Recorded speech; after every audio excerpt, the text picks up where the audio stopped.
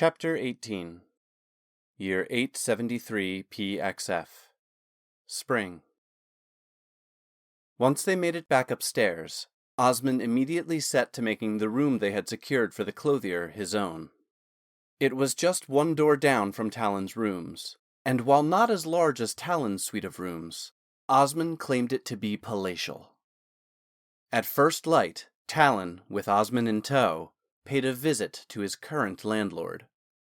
The tiny room Osmond had rented was located over a dilapidated brothel and was even smaller than Riken's room in the smithy.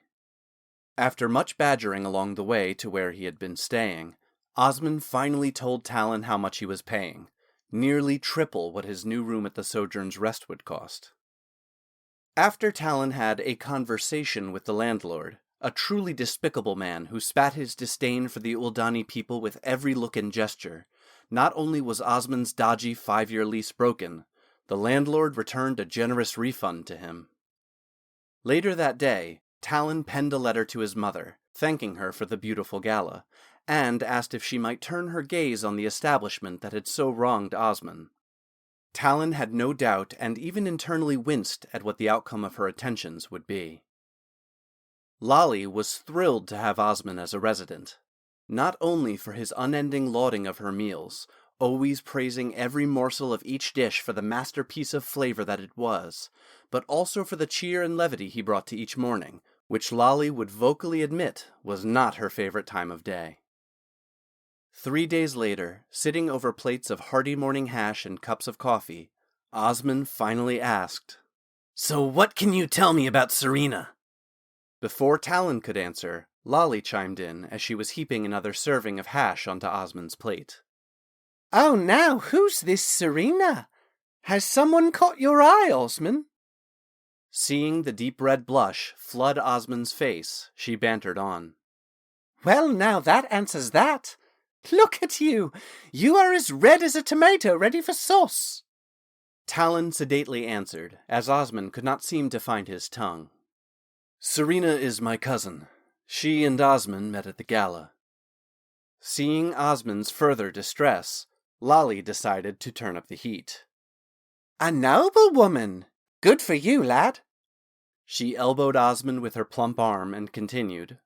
"She will make a fine bride. Check her hips first, though, to see how she will do with birthing heirs." Talon spat his coffee out before it came out of his nose. She gave the two a wink. "Gotta be able to take what you dish out, boys," and headed back to the stove, chuckling to herself over the 2 men still squirming at the table. Once he regained his composure and wiped up the sprayed coffee with his napkin, Talon admitted he didn't know much. Just his relation to her and the details of his duel with Rabian. Osmond sighed at this, a bit despondently. Do you think she will actually join us one evening here in town?" Talon, with a hint of foreboding. "I have absolutely no doubt that she will." It was less than a week later when Talon's premonition came true. Just as Talon opened the door of his rooms for him and Osmond to step out after a grueling day at the keep, there was Serena. With a sigh, Talon greeted her. "Serena." Equally aloof was her reply. "Cousin." Osmond ducked under Talon's arm. "Serena! I am so—" pushing the unmovable mass of Talon out of the way and not succeeding, instead leaning halfway on him and the door jamb. "So!" Osmond now awkwardly tried to look dashing. "Glad to see you. We both are, in fact." "Osmond, dear," giving him a faux kiss on the cheek and pushing her way into Talon's rooms. "I took you up on your offer and am here to see all the fun there is to have in Arnador. It's such a quaint and charming city." Her tone left no question that she thought the city was neither quaint nor charming. Talon felt a tinge of unease at the familiarity and comfort Serena seemed to have with being in his rooms.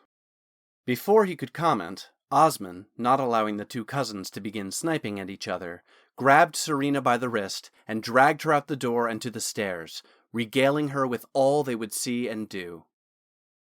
Whether by Osmond's infectious presence or by design, after an hour or so, Serena did seem to begin having fun.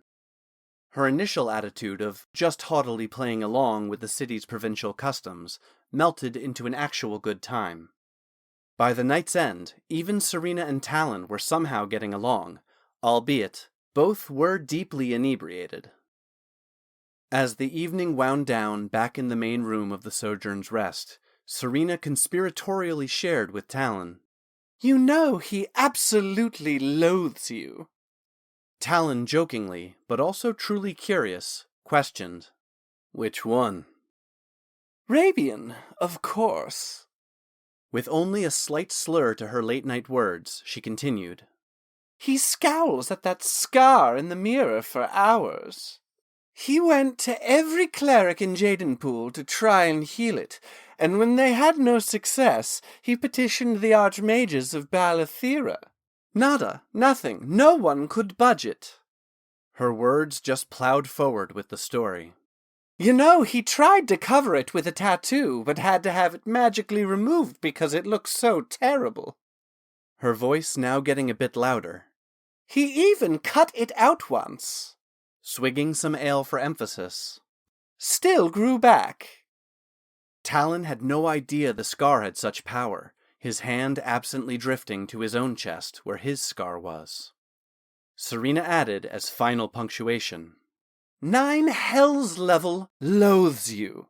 Osmond, who always seemed able to go from deeply intoxicated to sober in a blink of an eye, took charge. "Okay, let's get you a carriage to get you back to the estate." Helping Serena up from the table, he continued, "We'll have them stable your horse here, and you can send a groomsman for her tomorrow." Then, as Serena protested, "She'll be fine. Yes, I will make sure she has extra oats, and an apple in the morning." confirming he would follow everything Serena was demanding as he escorted her out of the inn. A few moments later, Osmond returned to the table, looking every inch as sober as a judge. Talon was baffled at his condition, as he knew Osmond, at half his weight, had drunk at least twice as much. "How? Did you not know, Crodron? Uldani are unaffected by alcohol." Talon's mouth opened and closed several times, like a fish caught on shore. "All this time?" he asked, realization setting in. "Bastard. Come on, big brother. I can't carry your huge ass up the stairs if you pass out," Osmond warned as he helped the larger man up from the table. Talon felt a rush of alcohol hit his head as he stood up, swayed, and defensively retorted, "I'll have you know my ass is quite the talk of Arnador. Have you not noticed when I'm in uniform?" Yes, Crodron, your ass is lovely. Now up the stairs. That's it. One step at a time."